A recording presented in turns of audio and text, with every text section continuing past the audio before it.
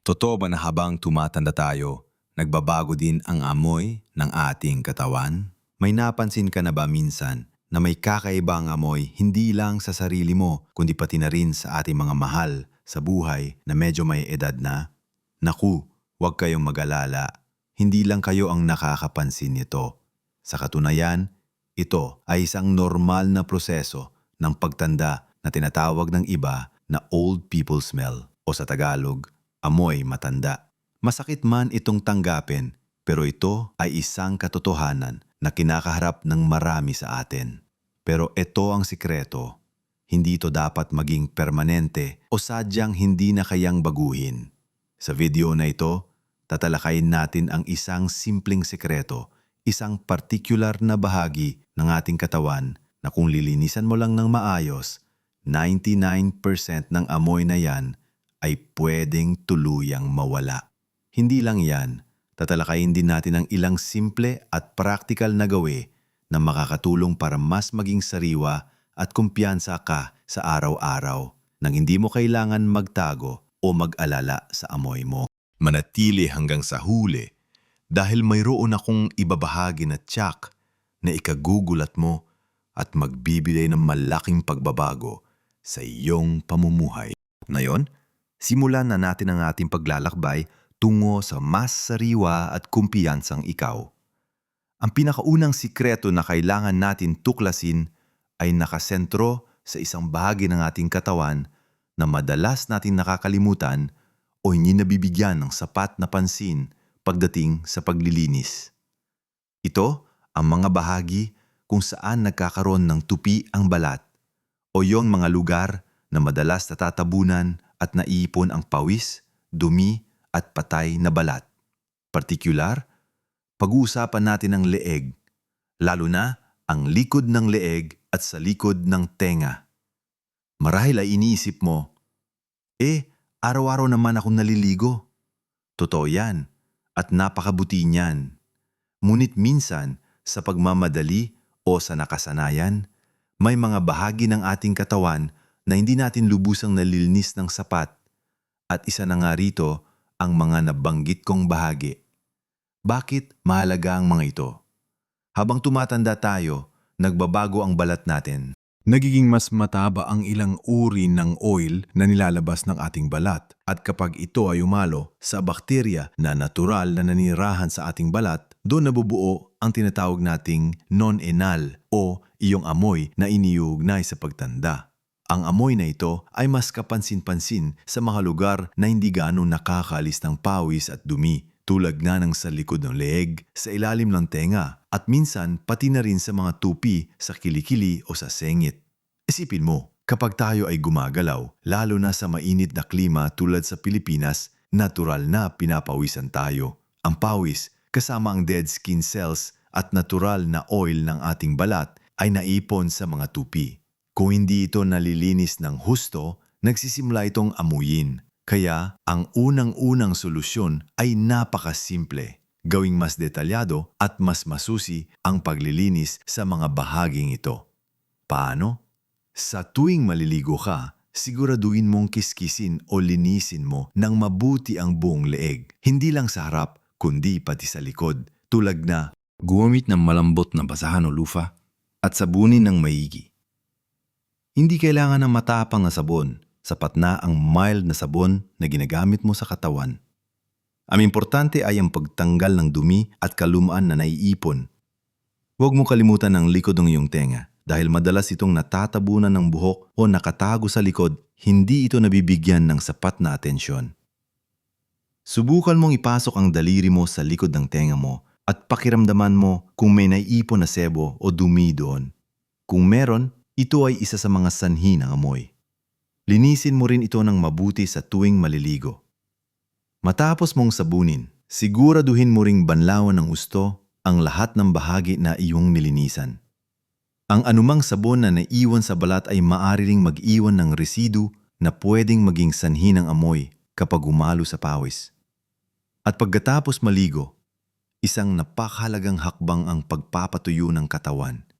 Siguraduhin na ang lahat ng tupi, lalo na ang likod ng leeg, at sa likod ng tenga ay tuyong-tuyo. Ang basa at mamasa-masang balat ay perpektong lugar para dumami ang bakterya na nagdudulot ng amoy. Gumamit ng malinis at tuyong tuwalya at idampi-dampi ito hanggang sa talagang matuyo. Hindi kailangan nagasgasin ng balat, sapat na ang malumanay na pagdampi. Ang pagiging malinis sa mga lugar na ito, lalo na sa leeg at likod ng tenga, ay hindi lang makakatulong para mabawasan ang amoy, kundi magbibigay din ito ng pakiramdam na sariwa at komportable sa buong araw. Isipin mo, kung malinis ang mga bahagi nito, mas magiging kumpiyansa kang lumapit sa mga tao at makisalamuha. Hindi na kailangan mag-alala kung may naamoy ba sila sa'yo. Hindi to tungkol sa pagiging maarte, kundi sa pagiging malinis at pag-aalaga sa sarili na siyang nagbibigay din ng dignidad at respeto. Kaya tandaan, sa susunod na maliligo ka, bigyan ng dagdag na pansin ang leeg at likod ng tenga. Simple lang na gawi, pero may malaking epekto. Ngayong nabanggit na natin ng kahalagahan ng paglilinis sa partikular na bahaging ito, dumako naman tayo sa iba pang mga kaugalian at gawi na kumukumpleto sa solusyon para tuluyang mawala ang amoy na ito. Bukod sa paglilinis ng leeg at likod ng tenga, may iba pang mga gawin na mahalaga para masigurado na laging sariwa at mabango ang ating katawan, lalo na habang tayo ay nagkakaedad. Ang pangalawang gawin na dapat nating bigyan ng pansin ay ang paglilinis ng ating mga paa. Marahil ay iniisip mo, amoy paa? Amoy matanda ang pinag-uusapan natin. Tama ka, pero ang amoy ng paa ay isa rin sa mga sanhi ng pangkalahatang amoy ng katawan, lalo na kung tayo ay nakasuot ng medyas at sapatos buong araw. Ang ating mga paa ay may napakaraming sweat glands, at kapag pinagpapawisan ang mga ito sa loob ng sapatos, nagiging perpekto itong breeding ground para sa bakterya. Ang amoy na ito ay madaling kumalat sa buong katawan, lalo na sa mga saradong espasyo. Kaya napakahalaga na hugasan mo ng mabuti ang iyong mga paa araw-araw, lalo na sa pagitan ng mga daliri. Gumamit ng sabon at kuskusin ng bahagya ang mga paa. Pagkatapos, patuyuin itong mabuti, lalo na sa pagitan ng mga daliri, bago ka magsuot ng medyas. Kung madalas ka nakasuot ng medyas at sapatos, pumili ng mga medyas na gawa sa cotton o iba pang material na sumisipsip ng pawis at palitan ng iyong medyas araw-araw. Kung maaari, hayaang makahinga ang iyong mga paa sa pamamagitan ng pagsusuot ng open-toed shoes o sandalyas kapag ikaw ay nasa bahay.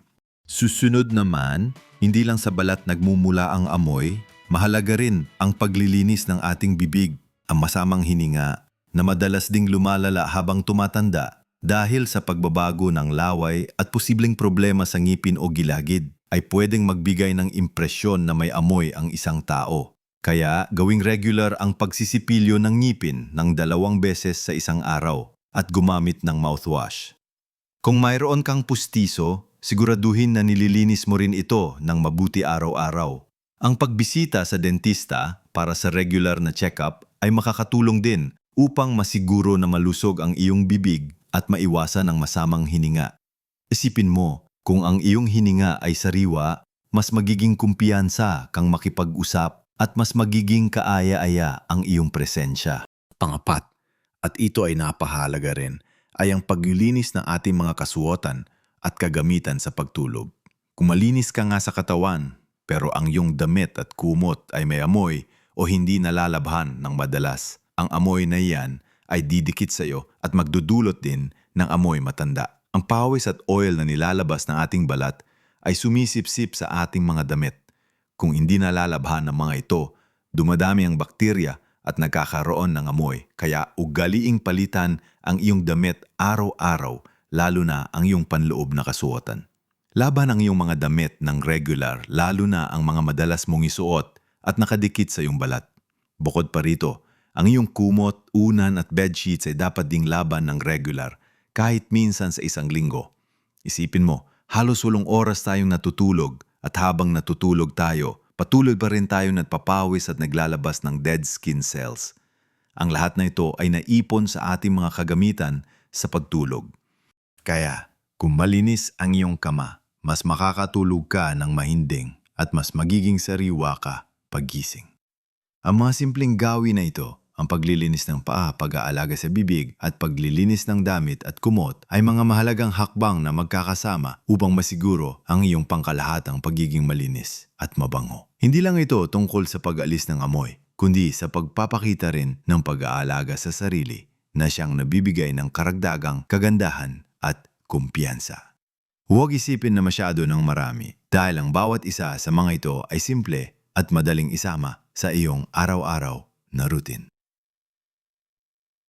Ngayon naman, pag-usapan natin ang mga gawi na higit pa sa pisikal na paglilinis na malaki rin ang kontribusyon sa pangkalahatan nating amoy at pakiramdam.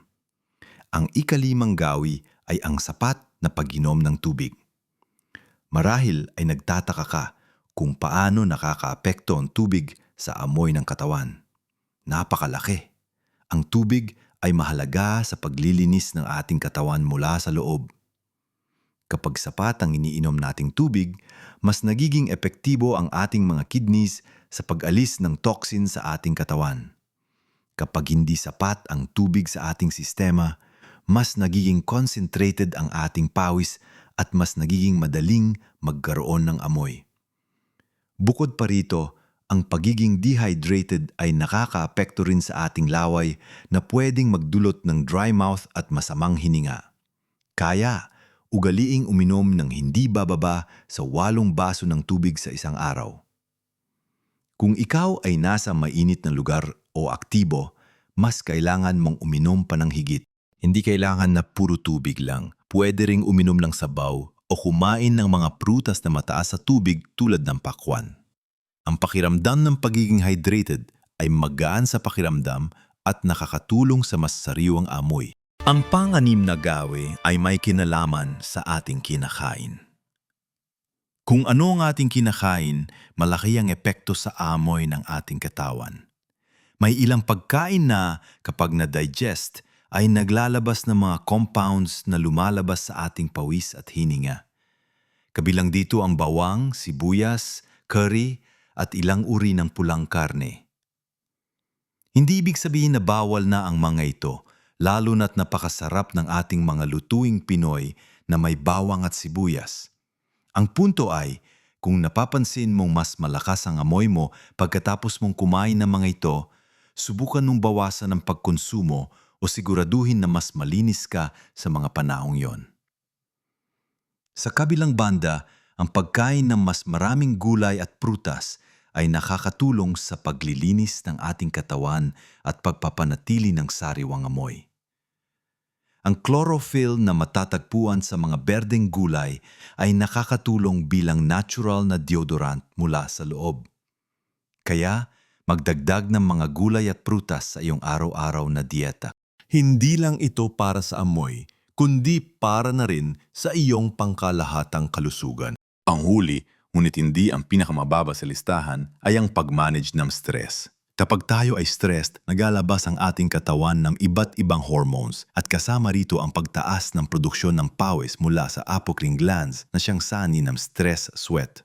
Ang pawis na ito ay may ibang chemical na composition kumpara sa pawis na lumalabas kapag mainit at mas madaling magkaroon ng amoy. Kaya ang paghahanap ng paraan para mabawasan ang stress ay malaki ang maitutulong sa pagiging sariwa. Subukan ang mga relaxing activities tulad ng pagbabasa, paglilimayon sa hardin, pakikinig sa musika o paggawa ng iyong libangan. Ang simpleng pagmumuni-muni o paglalakad-lakad sa umaga ay malaking tulong din. Ang pagiging kalmado at maligaya ay hindi lang nakakabuti sa ating mental at emotional health, kundi nakakatulong din ito sa pagkontrol ng amoy ng katawan. Tandaan, hindi lang ito tungkol sa pagiging mabango, kundi sa pagiging malusog at masaya sa lahat ng aspeto ng ating buhay. Ang paglilinis sa mga espesyal na bahagi, ang pag-aalaga sa paa at bibig, ang paglilinis ng damit at kama, ang pag-inom ng sapat na tubig, ang tamang dieta at ang pag-manage ng stress Ang mga ito ay mga simpleng hakbang na kapag pinagsama-sama ay magbibigay ng malaking pagbabago sa iyong pakiramdam at sa kung paano ka amoy. Ayan, narating na natin ang dulo ng ating paglalakbay sa paghahanap ng sikreto para sa mas sariwa at kumpiyansang ikaw. Tinalakay natin ang napakahalagang papel ng masusing paglilinis sa mga bahagi ng ating katawan na madalas nakakalimutan tulad ng leeg at sa likod ng tenga. Dito, nakatago ang susi para mawala ang 99% ng tinatawag na amoy matanda. Napag-usapan din natin ang kahalagahan ng pag-aalaga sa ating mga paa, ang masusing paglilinis ng ating bibig, ang paglilinis ng ating mga kasuotan at kagamitan sa pagtulog, ang sapat na pag-inom ng tubig, ang epekto ng ating kinakain at ang pag-manage ng stress.